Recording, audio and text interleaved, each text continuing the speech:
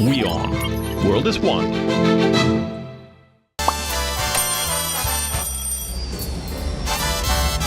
Vielleicht nur als 5%.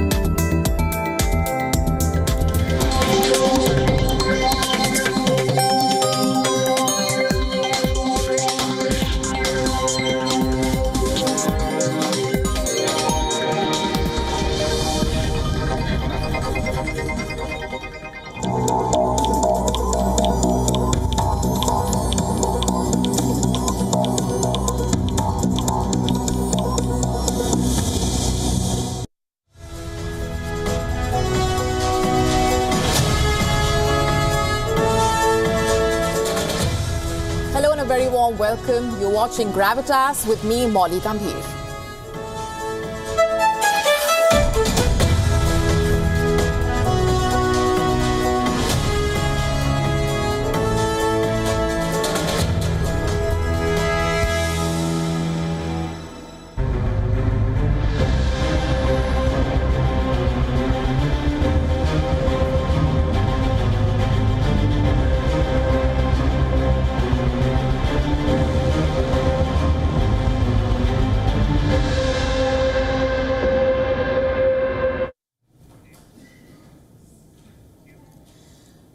Our top story tonight is about China's sneak invasion of Russia. You see, China's territorial greed knows no limits, not even bonds of friendship.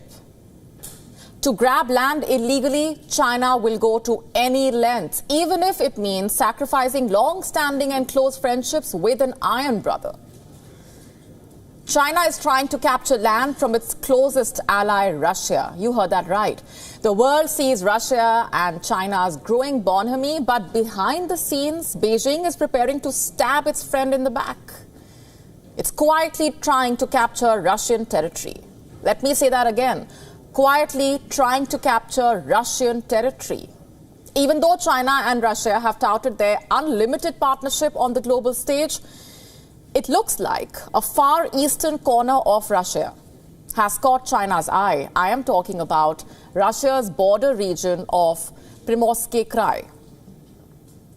This Russian region shares a border with China. It is located northeast of North Korea. The port city of Vladivostok is on its southern coast. Now, this region of Russia has now become a subject of interest in China. In fact, recently, Chinese farmers have been showing up in this region in droves. They have come here looking for land, engage in large-scale agriculture, harvest soybeans, as well as other crops to export to China. But make no mistake here, these Chinese farmers are not seasonal workers. From an economic standpoint, they have become this Russian region's movers and shakers. Sure, Russians are still the landowners, but the surge of Chinese farmers is just changing the dynamics of the region. You see, Chinese farmers are out-competing the Russian locals here. Naturally, Russian farmers are angry at the growing economic clout of the Chinese farmers, and this has created a crisis in Primorsky Krai. According to reports, the surge of Chinese farmers will likely continue.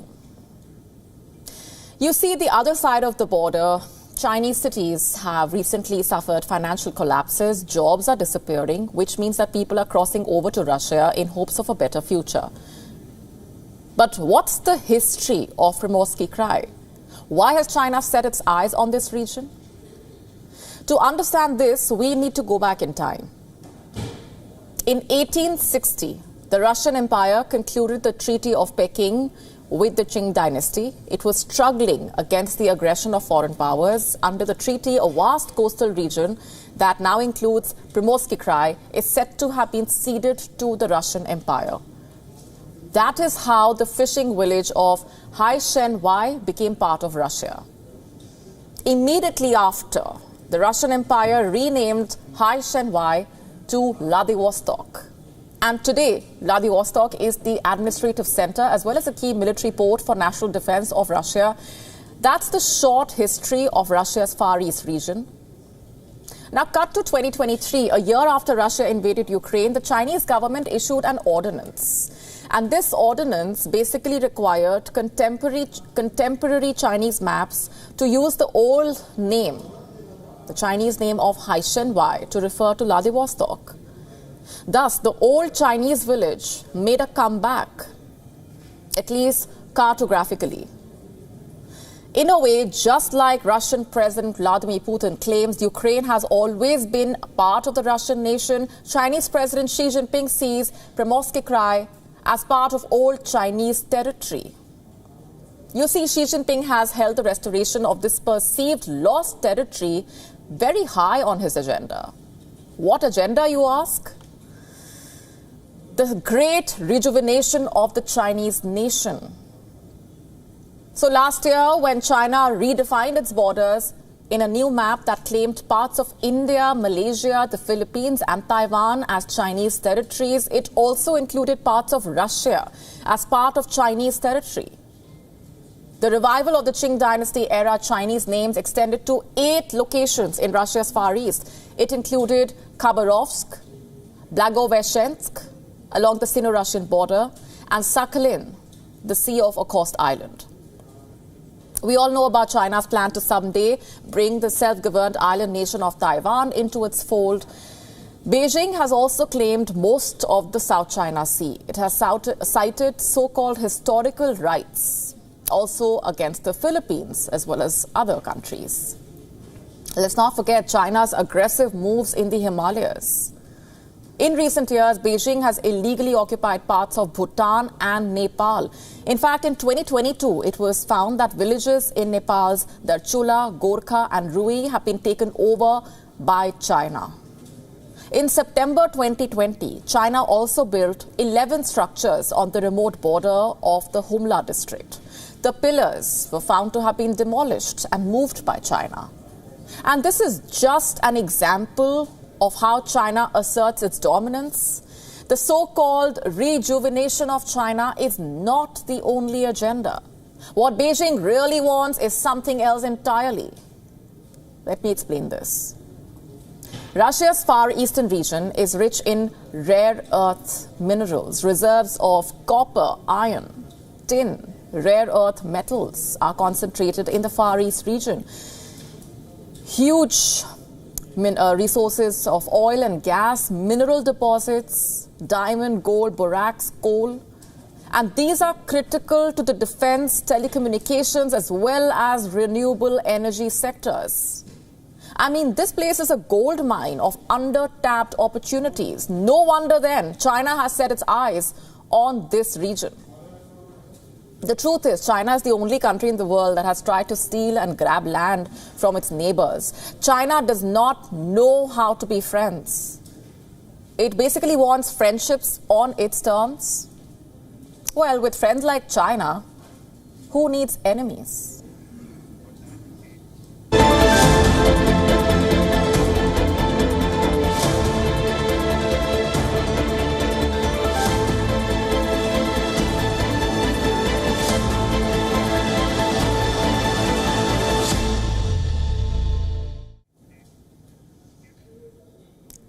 And our next story is about Pakistan.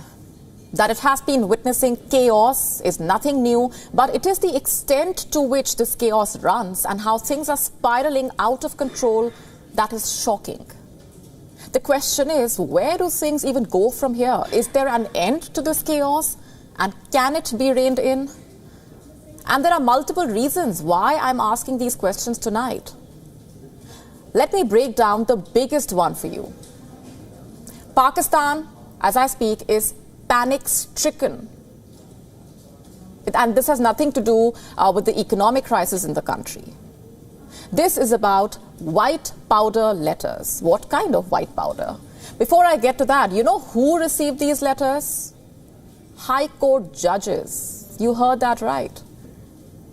On the 2nd of April, all 8 judges of the Islamabad High Court, including the Chief Justice Ahmed Farooq, received suspected anthrax-laced letters. And that's not all. A day later, that is today, the 3rd of April, the horror repeated. Some judges of Pakistan's Lahore High Court got threatening white powder letters. What's even going on? Who was responsible? Even 24 hours later, there is no clarity. How and why is there no clarity on who is behind these letters? Also, the timing of these letters being received is extremely crucial. Let me just tell you what happened before these judges received the letters. You see, the letters were received following a very interesting development. The Supreme Court took suo motu notice and formed a 7-member bench chaired by the Chief Justice of Pakistan to hear the case of 6 Islamabad High Court justices who accused spy agencies, including Pakistan's powerful intelligence agency, the ISI, of meddling in judicial matters. In fact, there were allegations by the Islamabad High Court judges that their bedrooms were bugged, also that their relatives were abducted and tortured by the intelligence agency's personnel to get desired verdicts. Now, were these letters meant to intimidate the judges? What's the guarantee that this will not happen again? And what is being done to protect judges from threats? What about safeguarding the judiciary's independence? Also, if this can happen to judges in Pakistan, what does this tell you about the situation on the ground? And by the way, this is not the only horror that Pakistan is dealing with. There's also the terror. And we have been telling you at great length about how Pakistan has been under attack by the TTP. Look at what the situation on the ground is looking like. It's grim and scary, to say the least.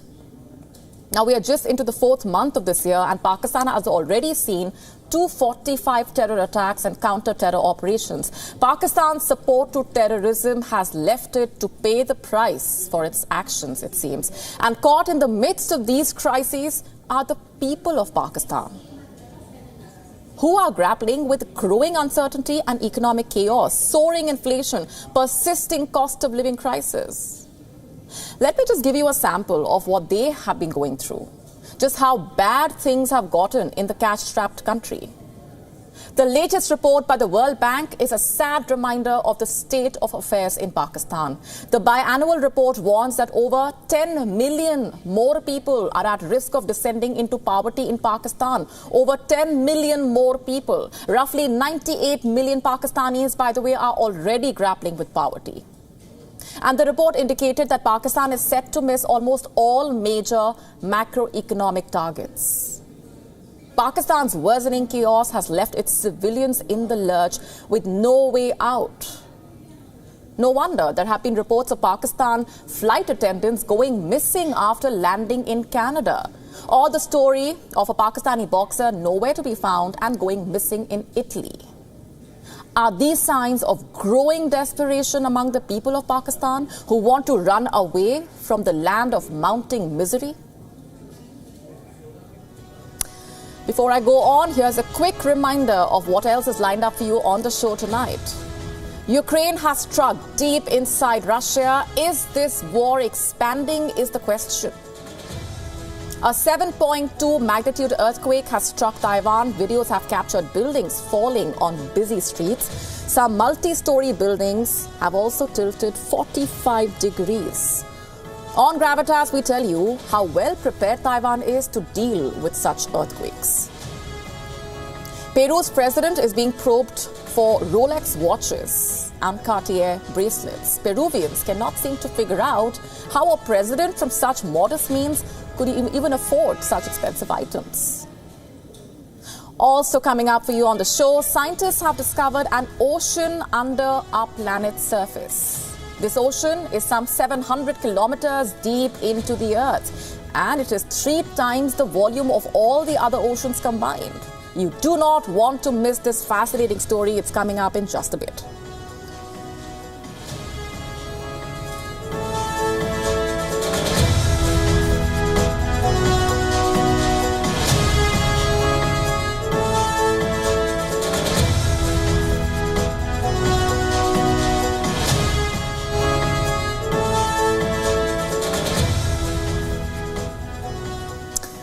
After telling you what's going on in Pakistan, let's now tell you about what's happening on the other side of the border. The story is completely different. Kashmir is experiencing a tourism boom. In fact, in a historic achievement, the Gulmarg gondola, which is one of Asia's highest aerial ropeways, has seen over 1 million tourists and locals enjoying rides. As a result, the Jammu and Kashmir Cable Car Corporation's revenue is more than 100 crore rupees. The tourist footfall to Kashmir has increased thanks to the Gulmarg gondola. It has breathed new life into the valley's tourism sector. Now, this is no small feat. The cable car is located in deep Himalayas. It has given impetus to tourism in these areas. This is the story of new Kashmir, the story of progress, of development, of Kashmir becoming a global tourism hub. And given the history of conflict, of shutdowns, and of Pakistan-sponsored terror activities, particularly in the Kashmir Valley, the number of tourist arrivals has been often seen as a marker of peace in the region. You see, since the scrapping of Jammu and Kashmir's special status, New Delhi has laid a massive thrust on not only developing this region, but also attracting more and more tourists. Just take a look at these numbers. It shows a surge in tourism and the surge in the number of tourists to Jammu and Kashmir. In the year 2022, the Kashmir Valley witnessed the highest ever arrival of tourists. At least 26.73 lakh tourists made a trip to Kashmir. Of these, at least 15.42 lakh made it to Gulmarg. Then last year, in 2023, the number of tourists who visited Gulmarg crossed 16.5 lakh. While earlier the choices for accommodation were far and few, now the people of Kashmir are opening up their homes to tourists. And this has boosted rural tourism, which in turn is generating employment. But you see, it's not just the tourism sector. The influx of tourists has breathed new life into local economies as well. Visitors are traveling far and wide, deeper into the Kashmir Valley, giving shape to a vibrant ecosystem of rural tourism.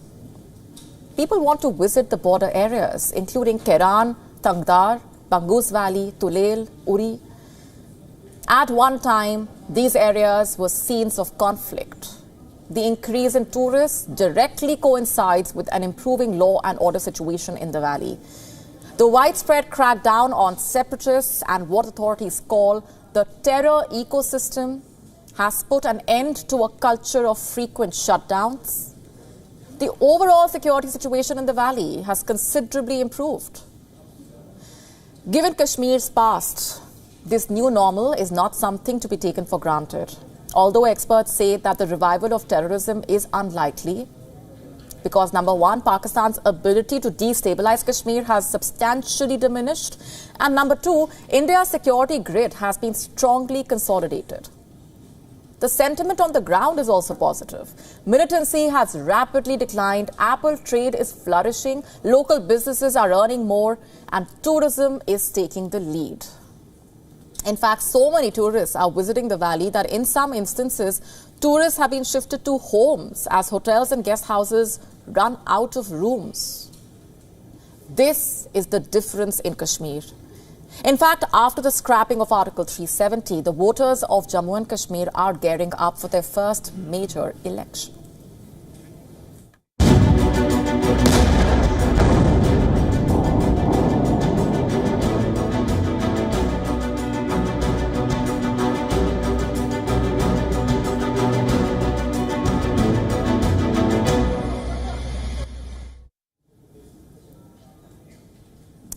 The fighting in Ukraine has escalated. Both sides have intensified their assaults. Ukraine claims it launched attacks on multiple fronts yesterday. This includes Kupiansk, Donetsk, and Avdiivka. The Ukrainian army also targeted Russian anti-aircraft missile system, anti-tank weapons, multiple rocket launchers. Russia is saying that it repelled all those attacks. Last night, Russian air defense forces shot down a number of Ukrainian drones in Belgorod and Kursk regions. It also hit base stations for electronic warfare, ammunition depots, drone factory. In the Ukrainian city of Dnipro, a Russian missile attack damaged an educational facility, injuring 18 people. Russia has been launching attacks deep into the Ukrainian territory for long. Now, Ukraine is also showing that it is capable of doing the same. The war has escalated well beyond the front lines. Here's what the president of Ukraine, Volodymyr Zelensky, had to say. Dear Ukrainians, rescue operations are currently underway in Dnipro after a Russian missile strike. In particular, buildings of a college and a kindergarten class have been damaged. All services are on site. I think everyone who is responding, who is going to the strike sites in order to provide assistance to people as quickly as possible. This is the most important thing. Equally important is that the Russians are receiving responses to their strikes. Each time, longer-range responses. He is talking about longer-range responses within Russian territory. Case in point, a Ukrainian drone struck Russia's third largest oil refinery in the Tatarstan region yesterday. It is some 1,300 kilometers from the border. According to Ukrainian intelligence sources, the drone hit the primary refining unit and caused a fire. This particular unit processes about 155,000 barrels of crude oil per day. It accounts for around half of the plant's total annual production capacity.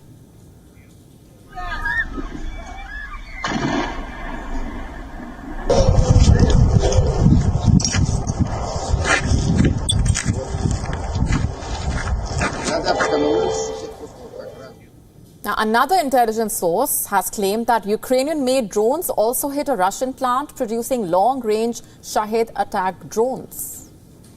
You see, in recent months, Ukraine has started attacking oil refineries in Russia. It aims to affect Moscow's highly lucrative trade in refined products. According to Reuters estimates, around 14% of Russia's refining capacity has been shut down due to Ukrainian drone attacks. And this comes as Russian missiles have been targeting Ukraine's energy grid. Meanwhile, Ukraine is asking for all hands on deck in hopes to generate more fighting power. President Zelensky has signed a bill to lower the mobilization age for combat duty from 27 to 25. It had been on his table since it was approved by lawmakers in May 2023. What prompted him to sign it now? That is not clear. In fact, the signing of the legislation was not immediately announced by the president's office. The parliament merely updated the entry for the bill on its website, which read, "Returned with the signature of the president of Ukraine." The question is Zelensky trying to keep it low-key? Because the people of Ukraine are not interested in serving in the army. They have been trying to evade conscription for a while now. The bill is only going to be condemned owing to its unpopularity. Zelensky has separately signed a second bill. It calls for men given waivers from military service on disability grounds to undergo another medical assessment. He also signed a third bill aimed to create an online database of those eligible for military service. But a string of strict measures set out in an earlier draft of this bill were removed following a public outcry. You see, Ukraine is desperate to recruit soldiers, and that's only a part of Zelensky's many troubles. Ukrainian troops are on the back foot on the battlefield. They are facing a shortage of ammunition supplies with vital funding from the US blocked by Republicans in the Congress for months now. The European Union is also failing to deliver promised ammunition on time. NATO members are also mulling on how to put military support for Ukraine on a long-term footing. This includes a proposal for a 5-year fund worth $107 billion. Will the plan be executed is the question. A 7.2 magnitude earthquake struck Taiwan this morning. Buildings fell to the ground.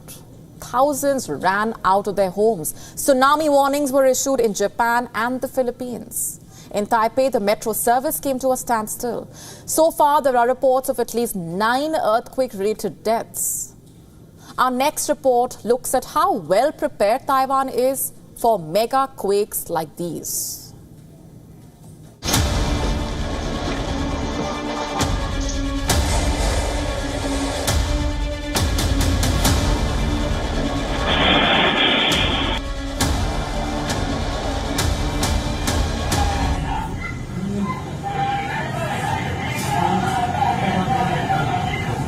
This was the result of a 7.2 magnitude earthquake.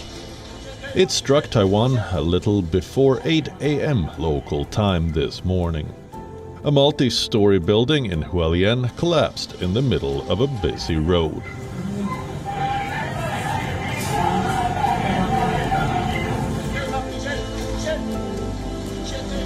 Not too far away, people could not believe their eyes when they saw a building tilt 45 degrees.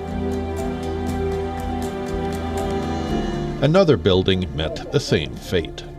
The epicenter of the quake was 18 kilometers from this city of Hualien.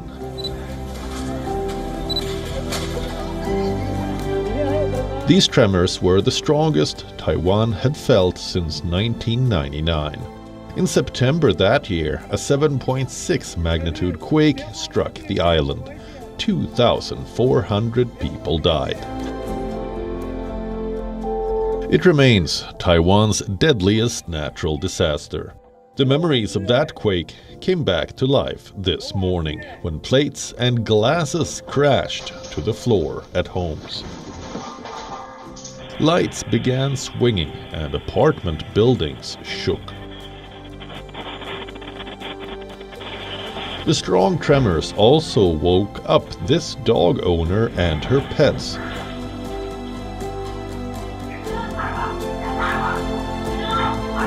In the capital city of Taipei, the metro operations were briefly stopped. It resumed within an hour. Work was temporarily stopped at some of the plants of the world's biggest chip maker, the Taiwan Semiconductor Manufacturing Company. Taiwan's National Legislature building, which was originally a pre-World War II school, suffered damages to its walls and ceilings. Taiwan's residents were told to check their homes for gas leaks. It was shaking very violently. All the motorcycles outside our house toppled over, so I quickly switched off the gas and the electrical source and opened the main door. Tremors were also felt in China's Fujian province and in Hong Kong.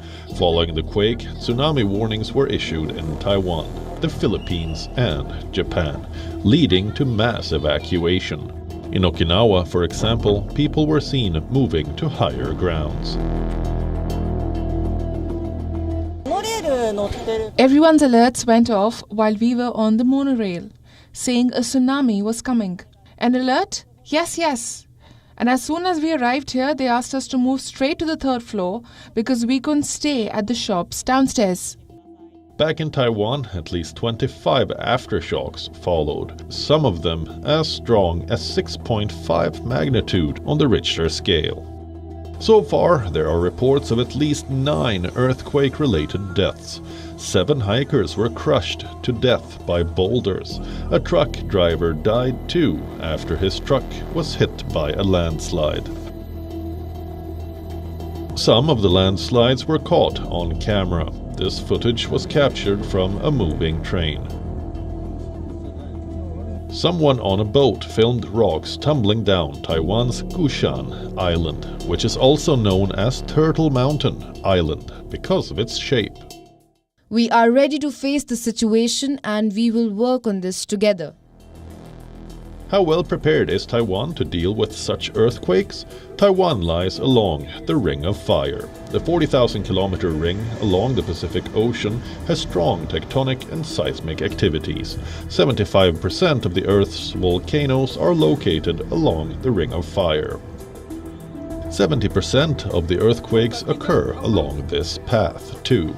As per the United States Geological Survey, at least 2,000 earthquakes with a magnitude of 4 or above have hit Taiwan since 1980.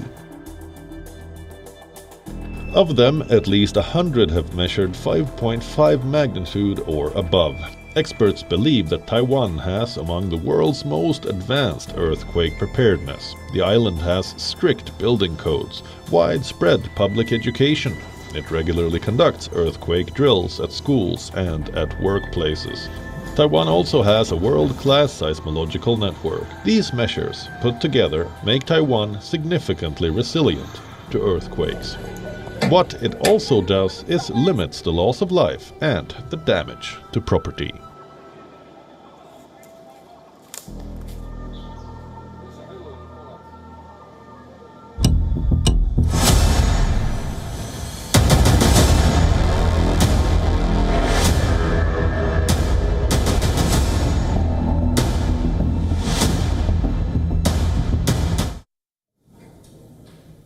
You have heard of America's Watergate scandal. You may have also heard of India's Colgate.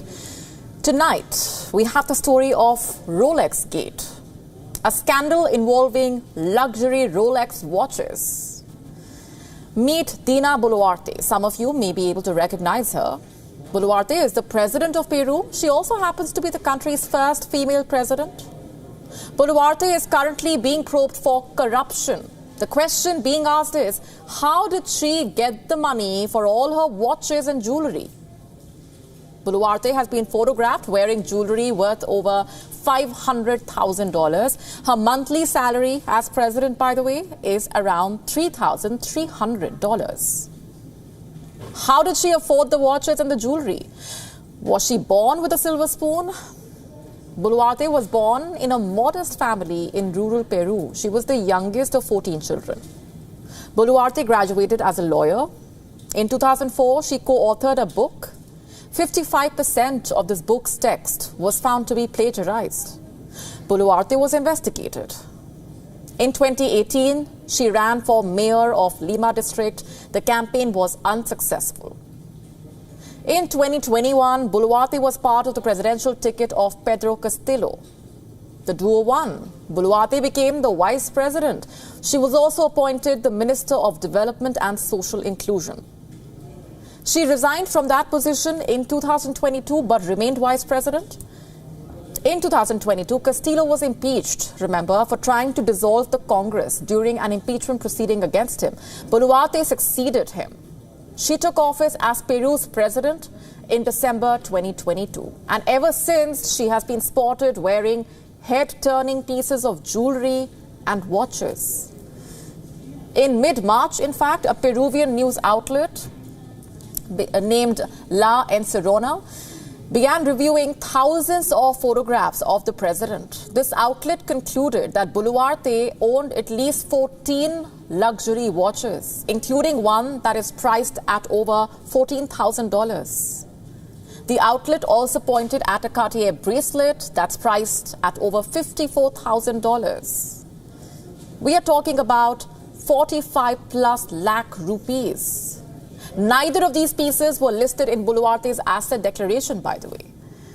So when Boluarte started flashing Rolex watches, people could not help but raise eyebrows and ask questions. Where did she get this kind of money from? The president claims all that she owns is the result of her hard work. I'm quoting, "I came to the presidential palace with my hands clean."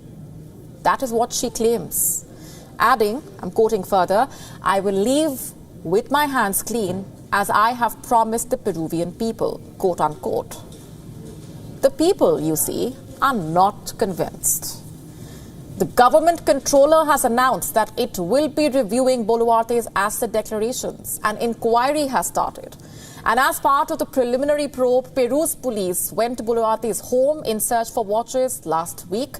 The armed police also raided the government palace. The doors of the president's house were broken down. This after calls made by officials to open up the door reportedly went unanswered. Never in Peru's history has something like this happened before. You know, the police forcibly entering or raiding the home of a serving president.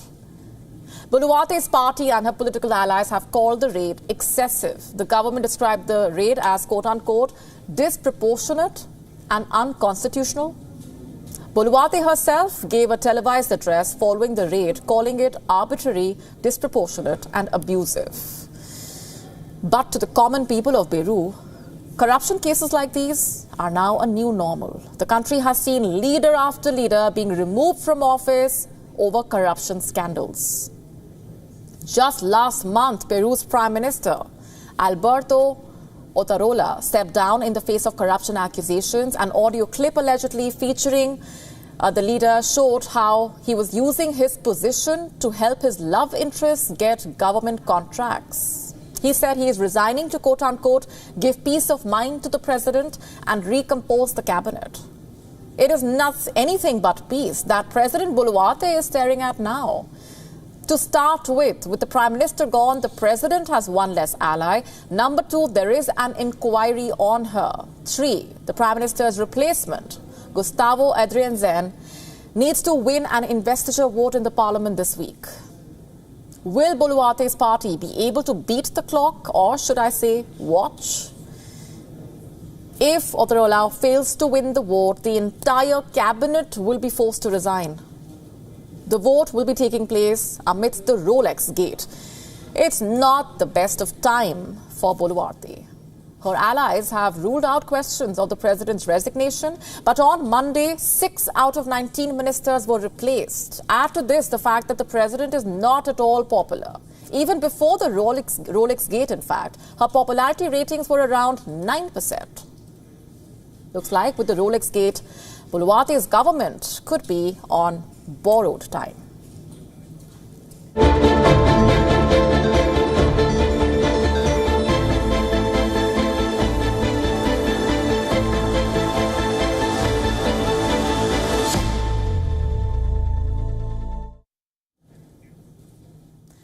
What lies below the Earth's surface? The crust, the mantle filled with hot lava, the deep and bubbling hot core. Yes, all of that is true, but there is also something else there. Scientists have found an ocean under the Earth's surface, a massive one at that. Sounds staggering, right? Let me tell you all about it. The discovery has been made some 700 kilometers deep into the Earth. The ocean lies just above the lower mantle in something called the mantle transition zone. The water is present in a rock known as ringwoodite. And do you know how big this ocean is? About 3 times the volume of all the planet's oceans combined. So if you take all of the Earth's oceans and triple them, that is the amount of water discovered inside the Earth. Now the question is, how does this water get there? Was it present when our planet was formed, or did it appear due to some process that happened later? Now, according to the findings presented in a 2014 scientific paper, the water cycle extends deep into the Earth's interior. Scientists believe the oceanic crust slides under adjoining plates of crust and sinks into the mantle, carrying water with it.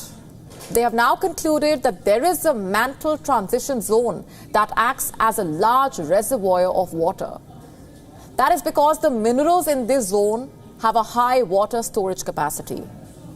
Consider ringwoodite. The rock in which the ocean has been found, it has a crystal structure that attracts hydrogen.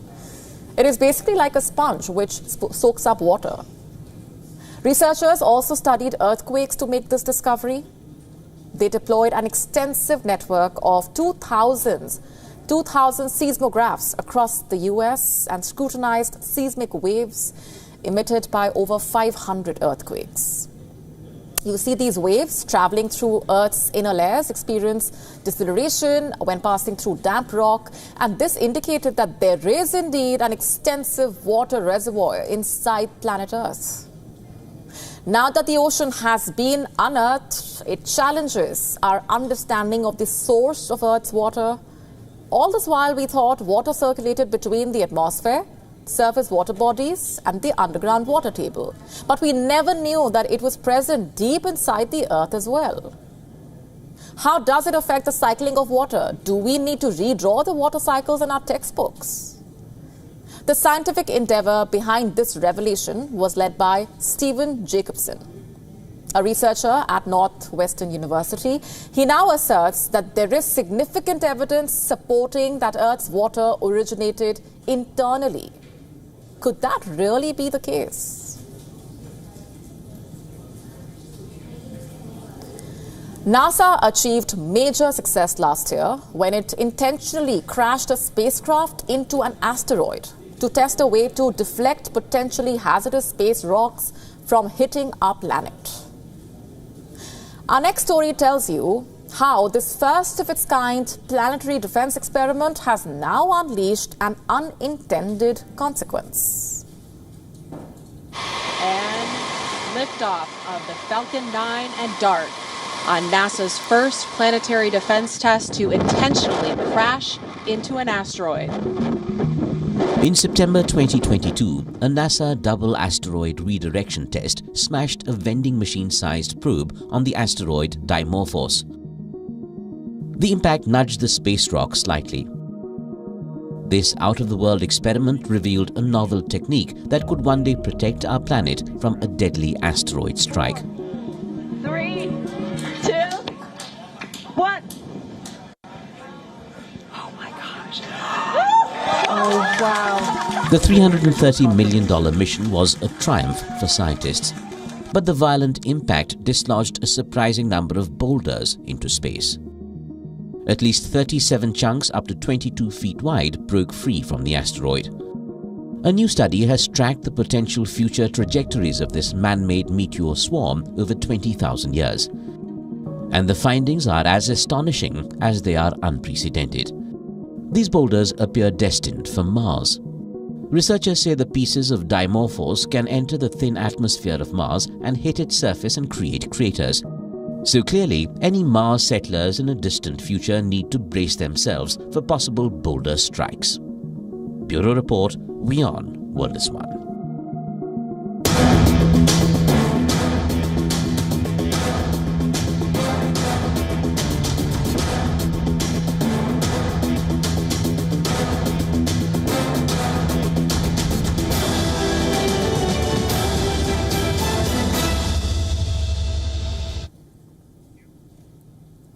How many of you have grown up wanting to be Roger Federer or Sachin Tendulkar or Mary Earps? Hope is eternal, and what do they always tell those who did not make it? Don't be sad. Those athletes have God-given talent. Now, researchers at Trinity College Dublin claim there is something else that separates the good from the great. It's called visual perception. Now, if you watch sport keenly, then you would have heard pundits say the best always have an extra second. Cricket legend Sachin Tendulkar has almost godlike status in India. Remember that perfect straight drive or the cover drive that left fielders standing at their positions as the ball sped past them to the boundary? Let's switch sports. We don't need an excuse to talk about Roger Federer's single-handed backhand. There aren't many who play with a single-handed backhand in men's singles, yet the Swiss maestro made it an art, and headlines have been written about the beauty of Federer's backhand. Why is Shohei Ohtani so terrific in baseball? There are countless others who play the sport professionally, but how many of them have a $700 million contract? And why do some goalkeepers make gravity-defying saves in football when their other counterparts are well beaten? Let's break it down for you. Researchers say they have figured out how certain individuals perceive rapidly changing visual frequencies better than others. That's the split-second advantage that is vital in sports where hand-eye coordination matters. Those in the lucrative world of gaming also possess these abilities, in fact. Most of us use computers or tablets or even mobile phones, right? These devices process information by a method known as the refresh rate. Similarly, the Federers and Tendulkars of the world see more images per second than others. Researchers have used the critical flicker fusion threshold to come to this conclusion. Let's simplify it by calling it the blink, and you will miss it experiment. Subjects were basically asked to look at a flickering light source. Most of them perceived light as completely still when it was flickering 35 times per second. But a few of them could see the flickers even at a rate of 65 times per second. They quite literally are the real-life Barry Gordon or Flash. They see the world faster than others. So don't beat yourself up if you cannot hit that perfect cover drive or a single-handed backhand down the line of a 200-kilometer-per-hour serve. It seems the Federers and Tendulkars were born with it. On that note, it's a wrap on this edition of Gravitas Tonight. This is me, Molly Gambhir, signing off, leaving you with Gravitas images. Thanks for watching.